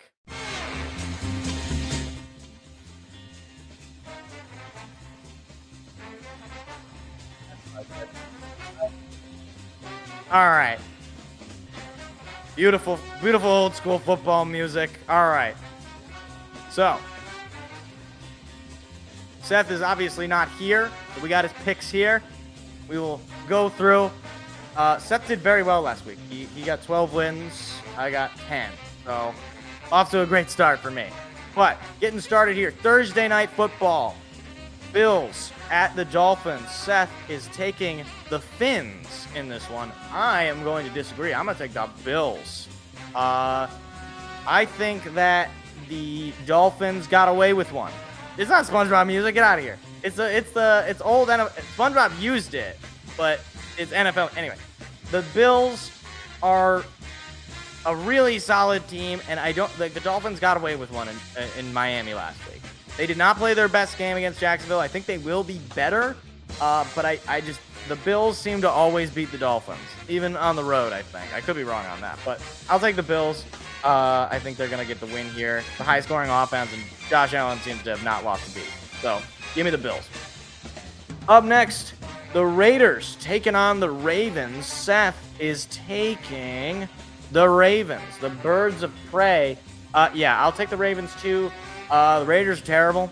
Aidan O'Connell is not him, as they say, or not Aidan O'Connell. Gardner Minshew. I forgot that he was their quarterback. See, that's basically the Raiders situation. I don't know who their quarterback situation is not good. Brock Bowers might have a nice future for them, but they need a good quarterback, and they're not going to get that, at least not right now. So yeah, I'm going to take the Ravens here, because like Lamar Jackson is not going to go 0-2, right? Certainly not against the Raiders. That seems crazy. The Chargers at the Panthers. Seth is taking the Chargers, obviously. I don't know that anybody can realistically ever take the Panthers to win another game. They're just so bad.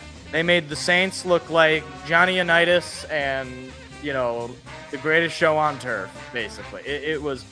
They're just terrible. They're so bad. As the Chargers are not like, world beaters either, but they're light years ahead of the Panthers. So yeah, give me the Chargers to get the win on the road. Saints at the Cowboys. Seth is taking them boys. Yeah, I will also take them boys. As much as I hate taking the Cowboys, the Saints, despite the fact that they blew out the Panthers, you blew out the Panthers. Everybody be very scared of the Saints. Your quarterback is Derek Carr, and Derek Carr strikes fear in nobody. Whereas at least the Cowboys, in theory, they can strike some fear in people, namely bad teams. But the Saints are one of those. So yeah, give me the Cowboys, get the win in Jerry's World, in their home opener. That place is going to be an absolute zoo. So yeah, Cowboys going to win that game. Buccaneers at your Detroit Lions. Seth is taking the Lions. Of course, I'm going to agree.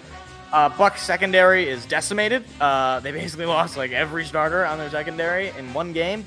I think the Lions are going to absolutely feast on that. The defense from the Lions has shown signs of improvement. So I'll take the Lions there. I think it's going to be a attempted revenge game for the Buccaneers for losing to the Lions in the divisional round, but I think it'll end very similarly, which is the Lions offense getting the win. So give me Detroit to get the win. Up next, the Colts taking on the Pack. Seth is taking the Pack. I don't know if he's aware that Malik Willis is playing quarterback. So I'm going to go with the Colts. Despite the fact that they didn't win the game, Anthony Richardson looked really solid against the Texans. So I do think that the Colts are going to pull off the win here on the road in Lambeau, which is not an easy place to win.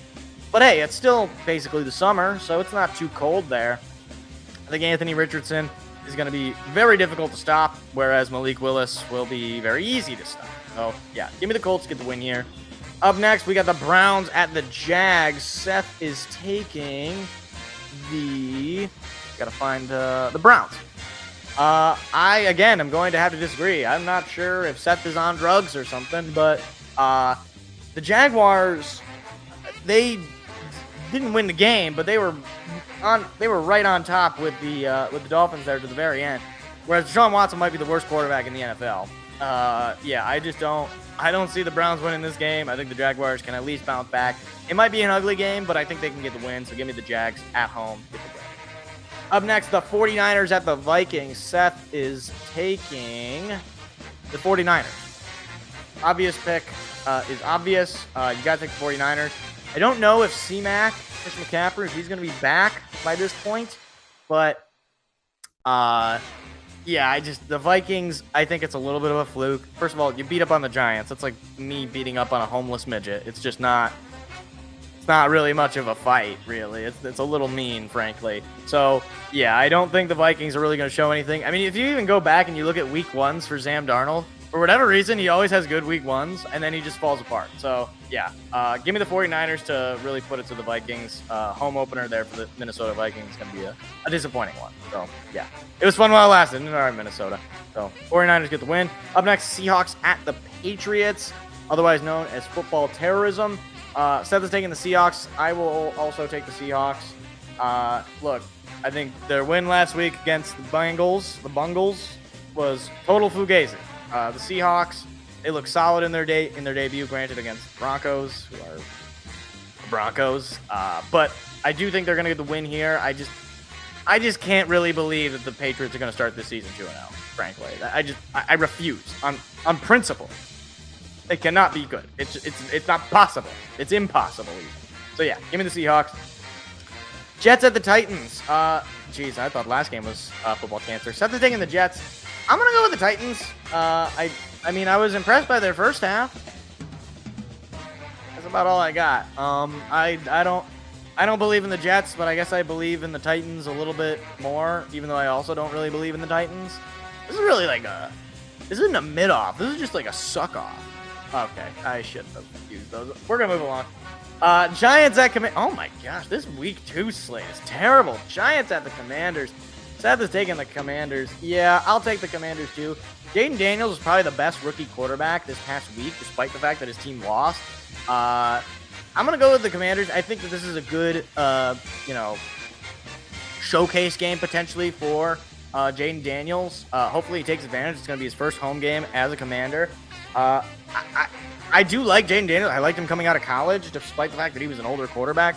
I do think he has some upside, and I think that might be shown against the Giants because it's the Giants. And I think if you can make Sam Darnold look good, you certainly can make a rookie quarterback look good. So yeah, give me the commies. Up next, Rams Cardinals. Seth is taking the Rams. You know what? Give me the Cards. Give me the Birds. Look, the Cardinals played the Bills very close. A lot closer than I think a lot of people expected. Kyler Murray is still a good quarterback, believe it or not. Whereas the Rams, they've lost, much of their O-line. They've also lost Puka Nacua for the time being. That's a big piece on offense that they would have otherwise been able to expose the Cardinal defense with. And he's out of the picture. So I think the Cardinals can get the win at home here. It's going to be a tough game anyway. It's a divisional matchup, and those are always tough. But I think the Cards are going to come away with the win. Oh my gosh, another terrible matchup. The Steelers at the Broncos. Seth is taking the... Where are they? Where's the pick? Where's the pick? Oh, he's taking the... Wait. He's taking the Broncos. You know what? I've learned. I'm not picking against the Steelers when it's going to be an ugly game. That win against the Falcons should be a crime against the sport. Like that's brutal. That's just brutal for both teams. Both teams should feel ashamed that they participated in that game. This might be even worse than that. Somehow. I'll take the Steelers because they have a good defense and it's a rookie quarterback in Bo Nix. So yeah, I'll always go with the rookie over that. So yeah, give me the steel curtain. Why not? Bengals at the Chiefs. Seth is taking, let's see, where are they? The Chiefs. He is taking the Chiefs. I will also take the Chiefs because Joe Burrow, I can't forgive you. I just can't. I'm emotional right now. I can't do it. What you did to me this past week is unforgivable, and I'm very saddened. I'm very upset with you, Joe. So I'm taking the Chiefs. I don't want to have to take the Chiefs because I want somebody new. If somebody else, please beat the Chiefs, please. Thank you. Oh, Chiefs get the win there. Sunday night, Bears at the Texans. Seth is taking the Texans. I will agree. I think C.J. Stroud showed some really solid play against a divisional opponent on the road. Or actually, I don't know if that was on the road. But Texans. Actually, I can look right. Was it on the road? Was it on the road? Was it on the road? Was it on the road? Where is that game? It was on the road. It was on the road. Home opener for the Texans Sunday night. I think they're going to show off here. The Bears defensively are an improved team, but so are the Texans on defense and against a rookie quarterback who struggled in his first game against the Tennessee Titans. I just don't see it as a good mix, so I'll take the Texans to win this game outright here. And then finally, Monday Night Football, Falcons at the Eagles, the Battle of the Birds. Seth is taking the Eagles. I will agree. I'm sorry, Falcons. That was just terrible. What we saw, it was nothing short of a miracle that you managed to come up with the touchdown in that game. Because that was just pathetic. And as much as I don't necessarily believe in the Eagles, you put up 30 points on anybody. That's gonna impress me. It's gonna be the home opener for the Eagles. They're back from Brazil, so I'm sure they're dying to get in front of their hometown crowd, and the Falcons are just dying in general. So that's that. Give me the Eagles. Rounded it out here. Let's go through the picks here. Bills at the Dolphins. Seth is taking the Dolphins. I am taking the Bills. Raiders at the Ravens. We are both taking the Ravens. Chargers, Panthers. We are both taking the Chargers. Saints, Cowboys. We are both taking the Cowboys. Buccaneers, Lions. We're both taking the Lions. Colts, Packers. Seth is taking the Pack. I am taking the Colts. Browns, Jaguars. Seth is taking the Browns. I am taking the Jaguars. 49ers, Vikings. We are both taking the 49ers. Seahawks, Patriots. We're both taking the Seahawks. Jets, Titans. Seth is taking the Jets. I am taking the Titans.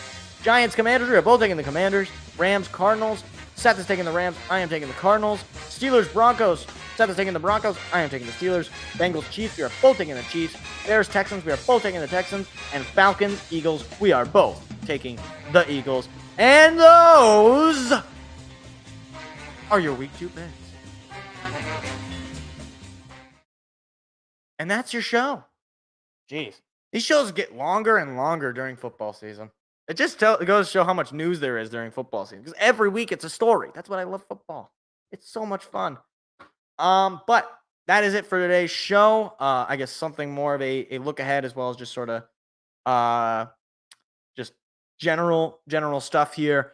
So Saturday, Michigan State game won't be live streaming. I will be tailgating at that game. So won't be able to stream the show, obviously. So won't be streaming that game. Do plan on streaming the Sunday game. It's an early slate game. It's a 1:00 start. So I actually prefer the 1:00 starts. We're not going to get a whole lot of them in general, but it is one of our few 1:00 starts. So yeah, good stuff there. And yeah. Appreciate anybody for stopping by. If you did and you haven't already, hit the like, hit the subscribe button. We do weekly shows every single Tuesday evening. We talk all things sports. Baseball playoffs are going to get started here in the next few weeks. Obviously, the regular season winding down. NBA and NHL are going to be starting in the next month or so. Meanwhile, we got Cater Montero is about to pitch a complete game. Hold on. I actually kind of want to watch. Let's like. Maybe we'll stay for this. I didn't even notice. It's the top of the 9th inning, and Cater Montero is still in with an attempt. He's going to try to pitch a complete game. Oh, my goodness. Let's just live call this. All right, let's do it. Why not? Just before we wrap up. The game's about to end anyway. Right? So it's a 1-2 count to Hilliard. 0-for-2 tonight for him. 1-2 from Montero is a line drive right into the glove of Zach McKinstry for out number 1. Wow. I got a little nervous there when I saw that ball leave his bag. So I was like, oh, is that going to be a double? Because that'll probably take him out of the game. Wow. Pitch count is at 87 for Cater Montero. The most pitches he had in an inning was back in the third, 16 pitches.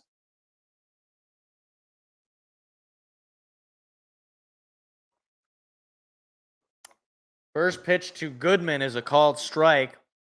Goodman 0 for 2 with a ground out and a foul out.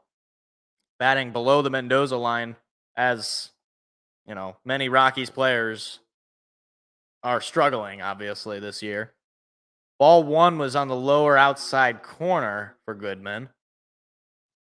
Montero is dialed up. He is quickly delivering these pitches. Swing and a miss. Goodman makes it a 1-2 count. Boy, that pitch just dropped. Oh my goodness. That pitch dropped. The 1-2. Swinging a grounder to third. Fielded and thrown. Whoa, nice catch by Ibanez to get out number 2. And now, 1 out away. That was Jace Young at third base. Cater Montero 1 out away from a complete game. I want to say I saw the stat. The last complete game was pitched by Spencer Turnbull when he pitched the no-hitter. Tiger fans on their feet in Comerica Park. First pitch is a high ball inside. 1-0 the count on Beck. No relation to Carson that I know of. The 1-0. Swing and a foul ball. 2 pitches away.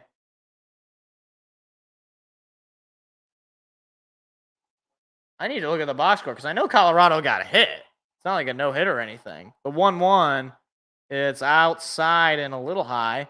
Ball 2. Every pitch, Tiger fans are ready for the complete game to be done here. The 2-1. Low, but a called strike. Wow, Montero gets the call on a 4-seam fastball. That was definitely outside, at least according to the Bally Sports strike zone. Meanwhile, the Twins are up 6-0, so that's unfortunate. The 2-2. Swing and a miss. Montero pitches a complete game shutout. 11-0 Tiger win. Their third straight win. That is awesome. Cater Montero, who is a complete unknown, pitches a complete game on the first game of a homestand. Pumps the fist. I love it. The playoff chase is on. Now we just need the Angels to come back against the Twins. That is amazing. It's Cater Montero, the next pitcher to really break out for the Tigers. He's kind of came out of nowhere. But, all right, that's where we're going to end the show. Great to see the Tiger win right there at the end. Youngest Tiger to throw a complete game shutout since Michael Fulmer on August 4th, 2016 against Texas. So it's been a while. Good for Cater Montero. Good for the Tigers. Get another win here. So that's where we're going to wrap up the show. I will see you guys, not tomorrow, next week. If you missed anything, clips will be uploaded tomorrow. And yeah, with that, catch you guys hopefully on Sunday. And maybe by then the Tigers will have won like 8 straight games. I don't know, but maybe more than 8. However many games in a row. Maybe they'll have won 1 billion games in a row. Who knows? Have a good night, everybody. I'll see you all hopefully on Sunday. Good night. See ya. Goodbye.